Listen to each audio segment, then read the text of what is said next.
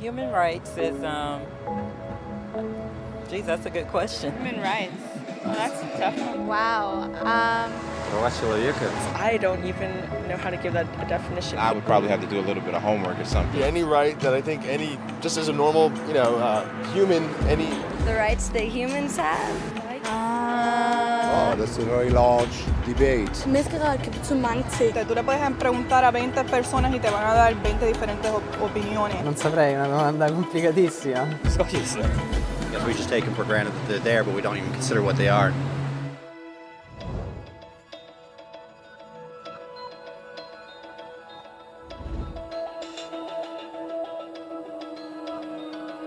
Human rights are the rights you have simply because you're human. It's how you instinctively expect and deserve to be treated as a person, like the right to live freely, to speak your mind, and to be treated as an equal. There are many kinds of rights. Most apply to a certain group. But human rights are the only ones that apply to absolutely everyone, everywhere. That means kids, old people, poor people, basketball players, garbage men, rappers, teachers, Africans, Indians, Albanians, Christians, Muslims, Kabbalists, atheists, your mom, your dad, your next door neighbor, and you all have the exact same human rights. In other words, they're universal.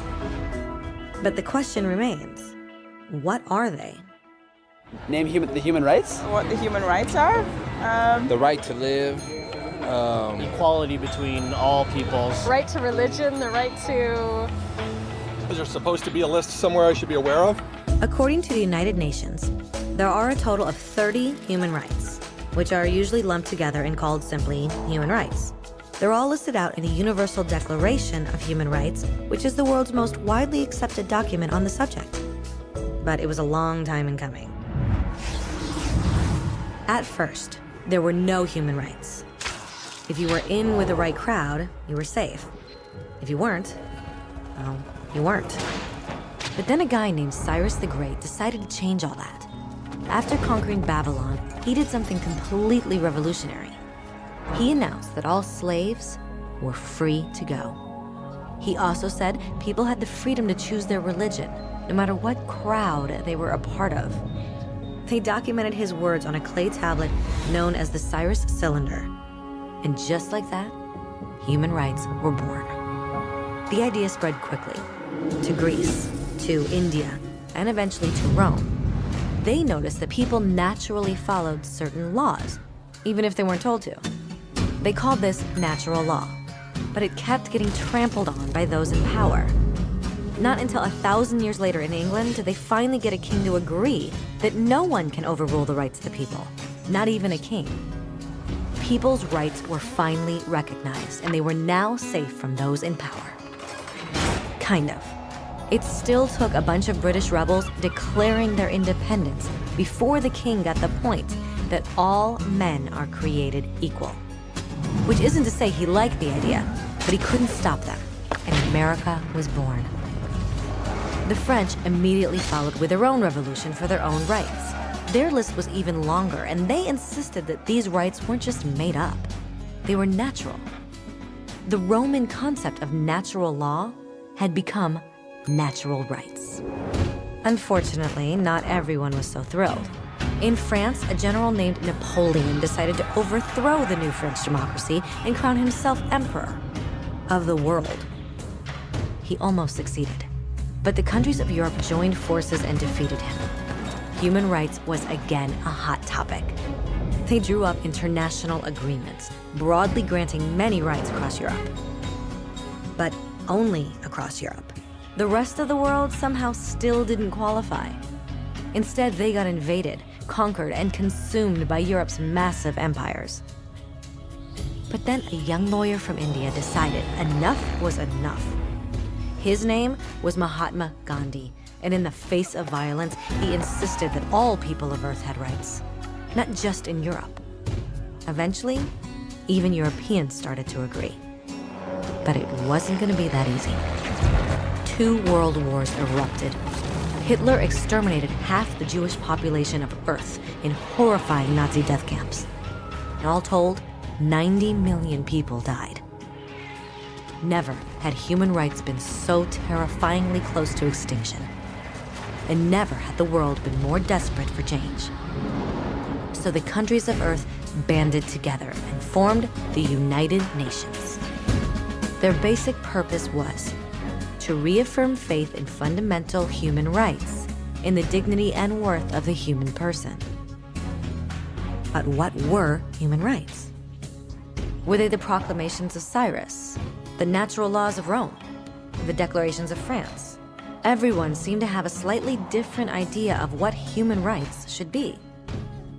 But under the supervision of Eleanor Roosevelt, they finally agreed on a set of rights that applied to absolutely everyone. The Universal Declaration of Human Rights. The French concept of natural rights had finally become human rights. So, in summary, at first, only a few lucky people had any rights, until one of those guys decided, hey, other people should have some rights too, which was great, except not everyone agreed. And it only took a few thousand years of fighting and declarations and more fighting until everyone finally agreed that human rights should apply to everyone. And they all lived happily ever after. Except for one little problem. If people have the right to food and shelter, why are 16,000 children dying of starvation every day? 1 every 5 seconds. If people have freedom of speech, why are thousands in prison for speaking their minds? If people have the right to education, why are over 1 billion adults unable to read? If slavery has truly been abolished, why are 27 million people still enslaved today? More than twice as many as in 1800. The fact is, when it was signed, the Universal Declaration of Human Rights did not have the force of law. It was optional. And despite many more documents, conventions, treaties, and laws, it's still little more than words on a page. So the question is, who will make those words a reality? I have a dream today.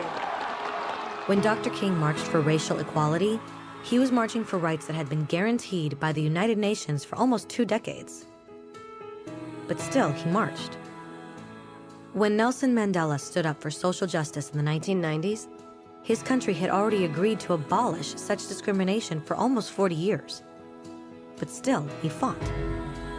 Those who fight today against torture, poverty, and discrimination are not giants or superheroes.